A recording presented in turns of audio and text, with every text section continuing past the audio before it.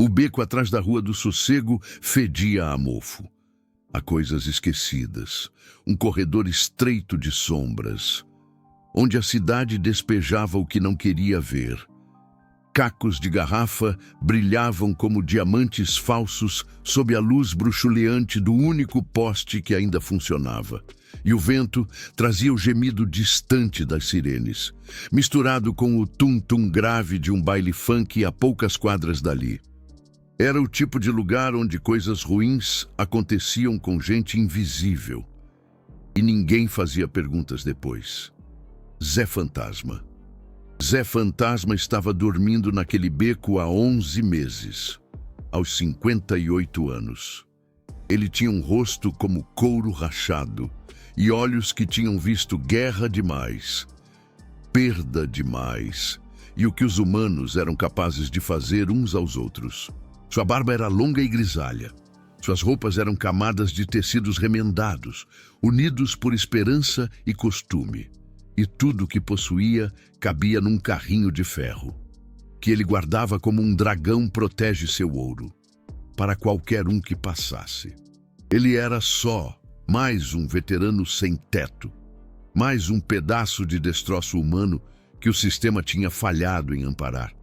Antes de continuarmos, se você acredita em fraternidade, lealdade e na ideia de que ninguém deveria ser abandonado, não se esqueça de curtir, comentar, compartilhar e se inscrever neste canal. Diga nos comentários de onde você está assistindo, porque histórias como essa nos lembram que família nem sempre é sangue. Às vezes, família é forjada em cromo e fogo, o que ninguém sabia. O que Zé Fantasma tinha mantido escondido por anos. Era a tatuagem desbotada no seu peito, uma caveira alada, a marca de um abutre do asfalto. Ele tinha conquistado suas cores 30 anos atrás.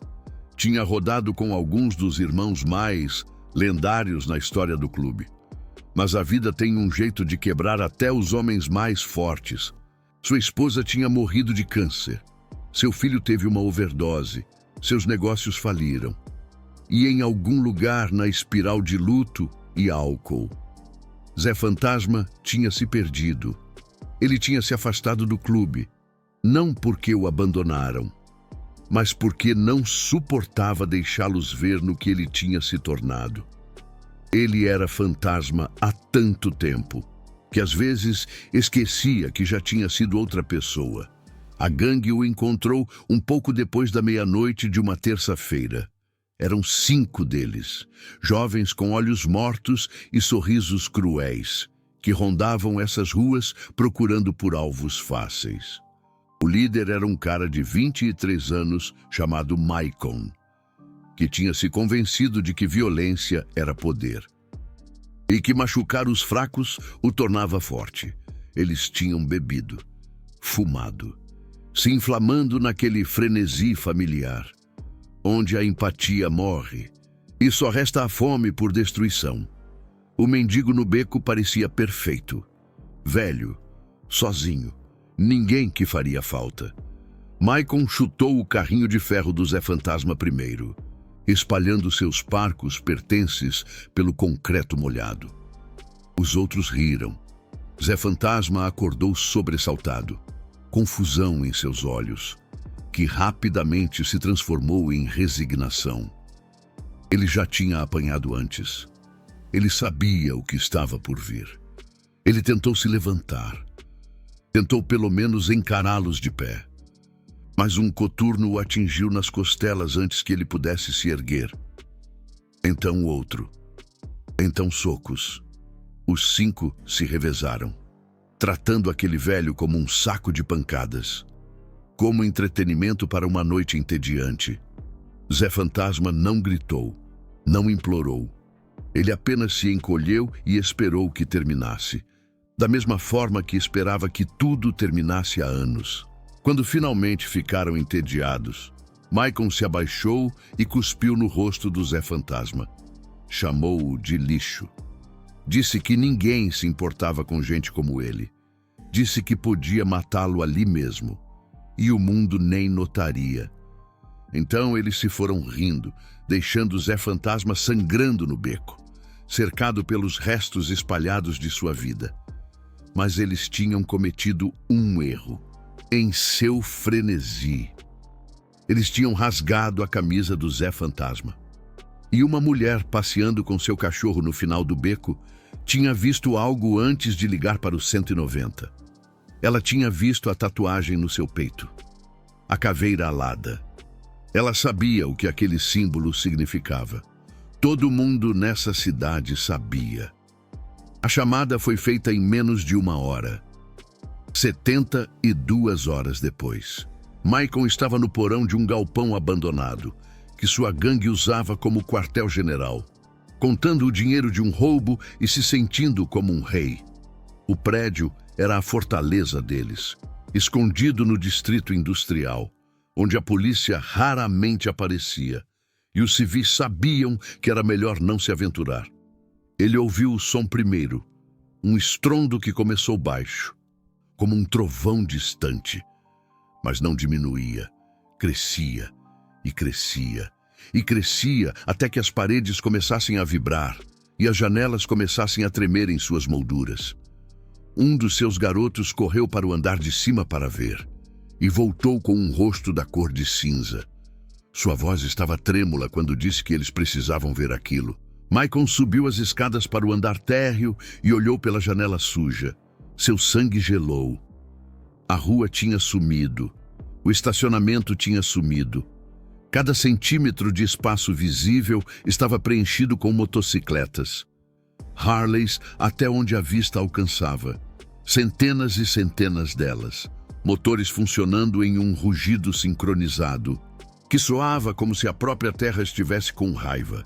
E nessas motos, vestindo couro e jaquetas com símbolos, e expressões de fúria fria, estavam mais abutres do asfalto do que Maicon jamais imaginou que existissem em um só lugar. 2.000 motoqueiros, de 12 divisões diferentes em 4 estados. Eles vieram de todo lugar, largando tudo, pilotando durante a noite, porque um de seus irmãos tinha sido ferido. Na frente da formação, um homem massivo, com uma barba grisalha e distintivos de sargento de armas, desceu de sua moto. Seu nome era Marcos Ferro Reis, e ele tinha rodado com Zé Fantasma por 15 anos. Ele nunca tinha parado de procurar por seu irmão perdido. E quando a chamada chegou, quando ele ouviu o que tinha acontecido, ele mobilizou cada conexão, cada favor, cada irmão que já tinha conhecido o fantasma. Marcos caminhou até a porta do galpão e a chutou para dentro como se fosse feita de papelão. Maicon e sua gangue recuaram contra a parede. De repente, muito conscientes de quão jovens eram, quão pequenos eram, quão completa e absolutamente superados. Marcos falou com uma voz como cascalho sendo esmagado. Ele disse que eles tinham machucado alguém que pertencia a eles. Alguém que eles tinham procurado por anos para encontrar. Alguém que, apesar de tudo, ainda era família. Ele disse que em seu mundo, esse tipo de dívida tinha que ser paga. Maicon tentou falar, tentou explicar, tentou dizer que eles não sabiam. Marcos o interrompeu. Ele disse que ignorância não era desculpa. Ele disse que Zé Fantasma tinha servido seu país por 20 anos. Tinha enterrado uma esposa e um filho. Tinha caído mais do que qualquer homem deveria ter que cair. E em vez de ajudá-lo, em vez de mostrar decência humana básica, eles o tinham espancado como um animal por esporte. O galpão se encheu de irmãos, cercando a gangue, cortando cada saída, mas não houve violência. Não era assim que isso funcionaria. Em vez disso, Marcos explicou o que ia acontecer. Cada membro dessa gangue se entregaria à polícia por agressão. Eles confessariam completamente. Eles cumpririam qualquer pena que o sistema lhes desse. E quando saíssem, buscariam novas vidas, bem longe desta cidade. Porque se algum deles, algum dia, ousasse voltar, se algum deles, alguma vez, machucasse outra pessoa vulnerável, 2.000 irmãos iriam se lembrar. Nunca se esqueçam disso. Marcos Ferro Reis também explicou que cada negócio que aqueles moleques tocaram, cada beco onde tramparam, cada contato que construíram, acabou. Telefonemas foram feitos, recados foram entregues. Pela manhã, não sobraria nada, absolutamente nada. Maicon até quis argumentar, queria peitar. Mas olhando para aquele mar de jaquetas de couro e fúria ao seu redor, ele entendeu algo pela primeira vez na vida. Ele entendeu o que era poder de verdade. E não tinha nada a ver com espancar mendigos na sarjeta. Nada. A gangue se entregou. Os 5 saíram daquele galpão e se entregaram naquela noite, confessando tudo, aterrorizados demais para fazer qualquer outra coisa. E Zé Fantasma? O que aconteceu com Zé Fantasma? Marcos Ferro Reis o encontrou no hospital, enfaixado, quebrado, mas vivo. Ele sentou ao lado da cama do seu irmão e segurou sua mão. E pela primeira vez em anos, Zé Fantasma chorou. Não de dor, mas da percepção de que ele nunca tinha estado sozinho de verdade. Que a família que ele achava que tinha abandonado nunca tinha parado de procurá-lo. Que as cores que ele conquistou há 30 anos ainda significavam algo. 3 meses depois, Zé Fantasma estava no QG dos Abutres do Asfalto, limpo, sóbrio e vestindo seu colete pela primeira vez em uma década. Seus irmãos tinham conseguido um apartamento para ele, um emprego e algo ainda mais valioso. Eles tinham devolvido a identidade dele. Porque nos Abutres do Asfalto, você não deixa de ser família só porque você cai. Você não é esquecido só porque se perde no caminho. Irmandade significa aparecer quando mais importa. E sempre importa mais quando alguém precisa de você. E antes de terminarmos, temos um pedido especial para você. Comente aqui embaixo com as palavras Irmandade Eterna, para mostrar que você entende o que significa lealdade de verdade. Porque Zé Fantasma passou anos acreditando que era invisível, acreditando que tinha sido esquecido, acreditando que não tinha sobrado nada. Ele estava enganado. E em algum lugar por aí, pode haver alguém que você conhece que se sente da mesma forma. Alguém que caiu. Alguém que pensa que ninguém se importa. Alguém esperando um lembrete de que ela ainda importa. Talvez você possa ser esse lembrete. Porque às vezes a salvação não vem de cima. Às vezes ela vem de 2.000 irmãos em motocicletas que nunca esqueceram seu nome. Irmandade eterna. Família sempre. Ninguém fica para trás.